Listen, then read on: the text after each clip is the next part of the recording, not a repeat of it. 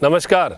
आधुनिक जीवन शैली और आधुनिक शिक्षा, इसका बड़ा प्रभाव मैंने आजकल बहुत सारे लोगों में देखा है। मेरे पास लोग आते भी हैं और हम जो योग की क्रियाएं करवाते हैं उसमें चर्चा होती है। तो एक नई चर्चा जो है, नई नहीं है, पुरानी है, लेकिन वो मुझे नई लगी। वो इस तरीके से लगी कि मैंने उनको, कईयों ने कहा कि हमारा तो पूरी बॉडी पेन करती रहती है। तो फिर मैंने उनसे चर्चा की कि आपका जो पेट जो है वो फ्रेश होता है कि नहीं होता। कहा नहीं जी, 3 दिन से होता है। 3 दिन से? मैं क्या पेट फ्रेश नहीं होता आपका? तो उनको ये अचंभा हुआ कि क्या हमें रोज़ पेट फ्रेश करना पड़ता है? क्या हमें रोज़ जो है मोशन होना चाहिए? क्या हम रोज़ जो है अपना पेट साफ करें? उनको इस बात का भी आश्चर्य हुआ।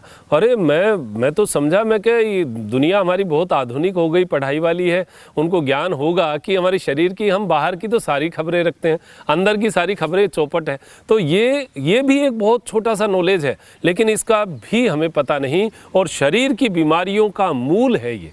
इस मूल को समझना चाहिए। रोज़ पेट को फ्रेश होना बहुत ज़रूरी है। अगर नहीं होगा तो क्या होगा? उससे हमारे पेट के अंदर जो मल है वो बड़ी आंत में जम जाएगा, और मल जब जम जाएगा तो उसके इतने नुकसान है। उसके नुकसान ऊपर की साइड भी है, उसके नुकसान नीचे की साइड भी है। नीचे की साइड में पाइल्स, बवासीर तक के रोग, बहुत हैवी रोग होते हैं ये, और ये शरीर में हो जाए तो बहुत तकलीफ़ होती है।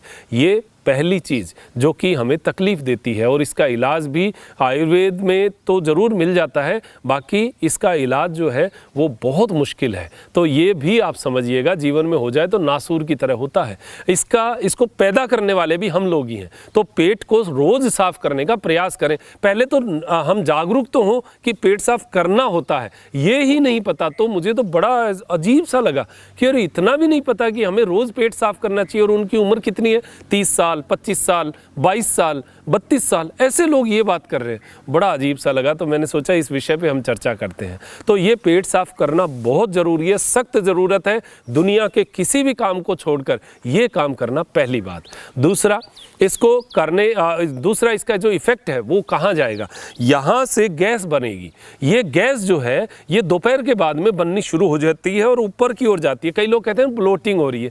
ये ब्लोटिंग का कोई आधार ये भी हो सकता है। मैं तो सामान्य तौर पे पूछता ही नहीं लोगों से कि आप रोज़ पेट फ्रेश करने जाते हैं क्या, क्योंकि ये तो सामान्य बात है। मैं तो समझता हूँ कि ये लोगों को करना ही चाहिए। लेकिन ये जो गैस जो है जब ऊपर चढ़ती है तो यहाँ से ऊपर चढ़ के और दिमाग तक यहाँ पर प्रेशर करती है, तो कईयों की नसें फटनी शुरू हो जाती हैं। यहाँ के अलावा पूरे शरीर में जब वायु का विचरण होता है, व्यान वायु के द्वारा पूरे शरीर में विचरण होता है, तो फिर वो दर्द शुरू होता है। और कहते हैं जहाँ हाथ रख दो वहीं दर्द है। तो पूरे शरीर में ऐसा दर्द जो है हमें बड़ा परेशान करता है।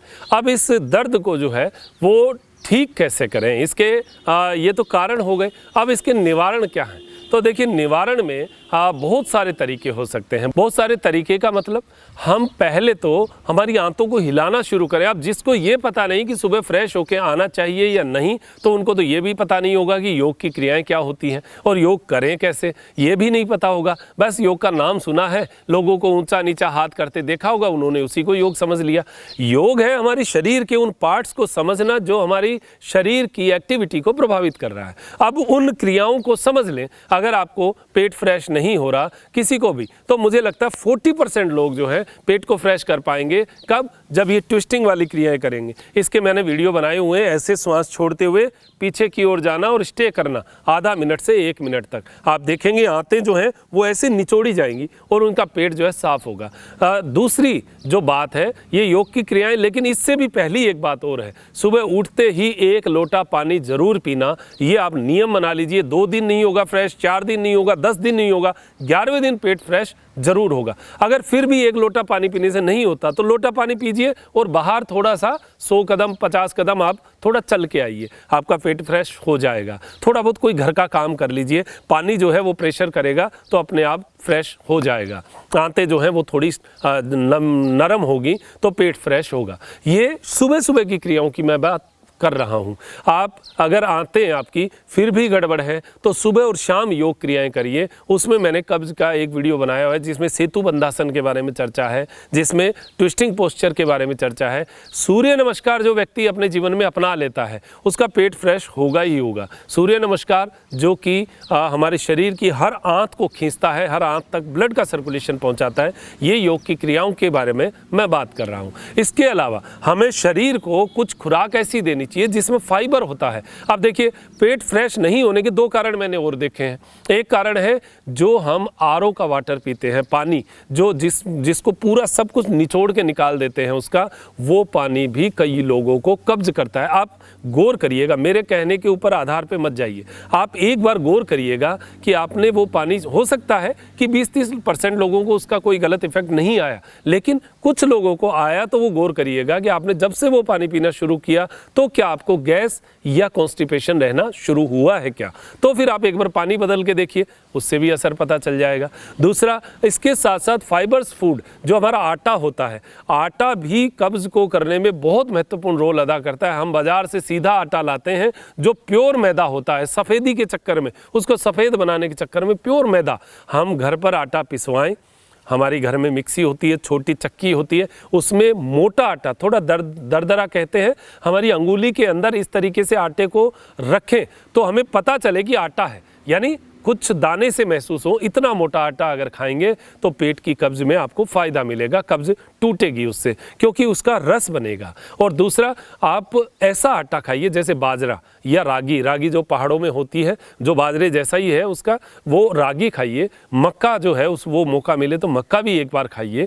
बाजरी भी, बाजरा तो खैर बहुत शानदार है, वो भी खाइए। कई लोगों को बाजरे से भी कब्ज होती है, लेकिन रोज़ नहीं खाना, एक दिन छोड़ के एक दिन खा लीजिए, एक दिन दूसरा खा लीजिए। मल्टीग्रेन ले लीजिए, मल्टीग्रेन में भी क्या होता है, सब मिला के गेहूँ ले लिया, जो भी बहुत अच्छा फाइबर होता है इसमें, गेहूँ हो गया, जौ हो गया, चना हो गया, कुछ दालें हो गई, उसमें हम लोग बाजरा डाल सकते हैं, ज्वार डाल सकते हैं, रागी डाल सकते हैं। ये सारी चीज़ें जो हैं वो उसमें मिक्स करके हम हमारा मल्टीग्रेन बना सकते हैं। कई लोग पूछते हैं इसका अनुपात क्या हो। देखिए, कोई बहुत बड़ा विज्ञान नहीं है ये। आप थोड़ा थोड़ा एक एक मुट्ठी सारा डाल दीजिए। अपना जो गेहूं का आटा लगा रहे हैं वो तो सब कर ही लीजिए, बाकी एक एक मुट्ठी सारा डाल दीजिए, तो वो गेहूं वाला ज़्यादा हो जाएगा, वो थोड़ा कम हो जाएगा। ऐसा मिला के आप खाना शुरू कीजिए, आटे जो है उससे भी नरम होंगी। साथ में 2 फ्रूट जो है, एक सुबह एक शाम को फ्रूट ज़रूर लेना, जिसमें पेट को साफ करने के लिए मूल रूप से अनार और पपीता, ये 2 फ्रूट तो बहुत शानदार हैं जो पेट को साफ करते हैं। तो जिनको कब्ज है वो इन चीज़ों पर गौर कीजिए। साथ में जिनको कब्ज है वो एलोवेरा खाना शुरू कीजिए, कच्चा एलोवेरा, यानी घर में लगा लीजिए। आपके अगर छोटी सी भी अगर जगह है कच्ची, तो वहाँ एलोवेरा की इतनी इतनी पौध अब लग जाती है और उसको जो है वो बढ़ जाती है, पानी देते रहो और बढ़ती रहेगी। उसकी एक कली रोज़ काट ली और रोज़ खा ली। अगर नहीं व्यवस्था है तो आसपास खेतों में लगा हुआ है, वहाँ से एक कट्टा एक साथ ले आइए, नीचे से लोक के साथ तोड़ के उसको, तो वो जो पूरा पत्ता है वो 1 महीने तक जो है 30 पत्ते ले आइए, रोज़ एक पत्ता खाना, एक पत्ती जो है वो रोज़ खानी है, उससे भी कब्ज टूटती है।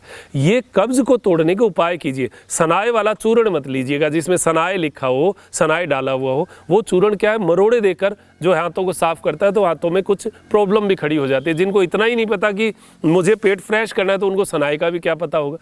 आज जो मैं बात बता रहा हूँ वो बहुत ज़रूरी बात है, इस पर गौर कीजिएगा। हर व्यक्ति के साथ कब्ज के अंदर हर सूत्र अलाउ नहीं हो सकता। आपका शरीर अलग है, आपका शरीर में क्या एक्सेप्ट हो वो आप देखिए, जो आपका शरीर स्वीकार करे आप उसी के ऊपर वर्क कीजिएगा। आपका शरीर पेट साफ हो, मूल मुद्दा किससे हो रहा है ये नहीं, मूल मुद्दा हो रहा है या नहीं हो रहा ये होना चाहिए। तो आप ये ध्यान रखिएगा। कुछ पत्तियों का सेवन भी हम कर सकते हैं जो मैंने पीछे आपको बताई हुई है।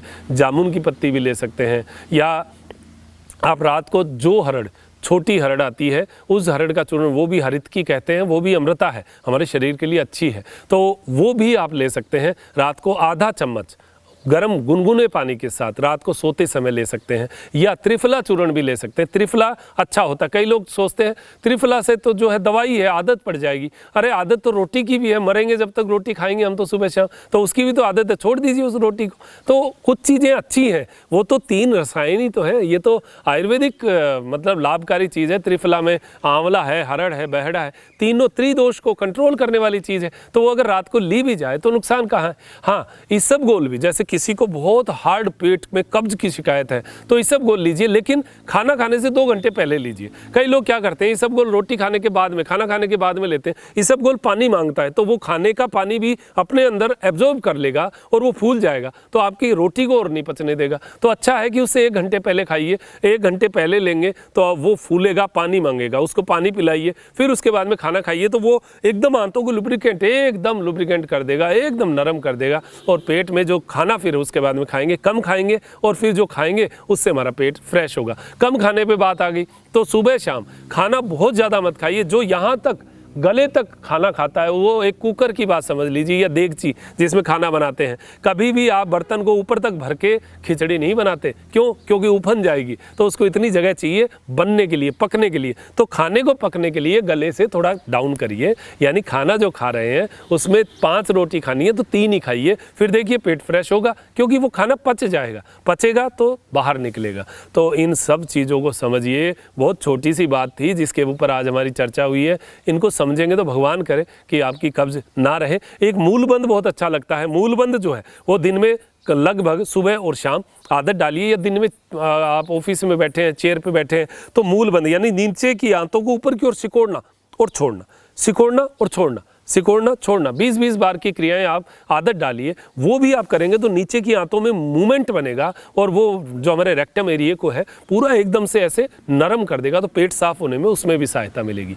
बहुत सारी चीज़ें और भी बहुत बड़ी चर्चाएं हैं, करेंगे कभी। और ये आज कब्ज़ के बारे में एक छोटी सी जानकारी थी, बहुत ज़रूरी है। अपने आस पड़ोस के लोगों को ज़रूर इस बारे में जागृत करिए, जागरूक करिए कि फ्रेश होके आते हो कि नहीं आते, ये बात ज़रूर पूछिएगा, ये बहुत ज़रूरी है। तो इस विषय की आज मैंने चर्चा कि आप तक अच्छा लाभ मिलेगा, ऐसी मैं अपेक्षा करता हूं। दीजिए इजाजत मुझे, डॉक्टर मनोज योगाचार्य को, त्रिनेत्र टीवी के लिए त्रिनेत्र योग धाम से नमस्कार।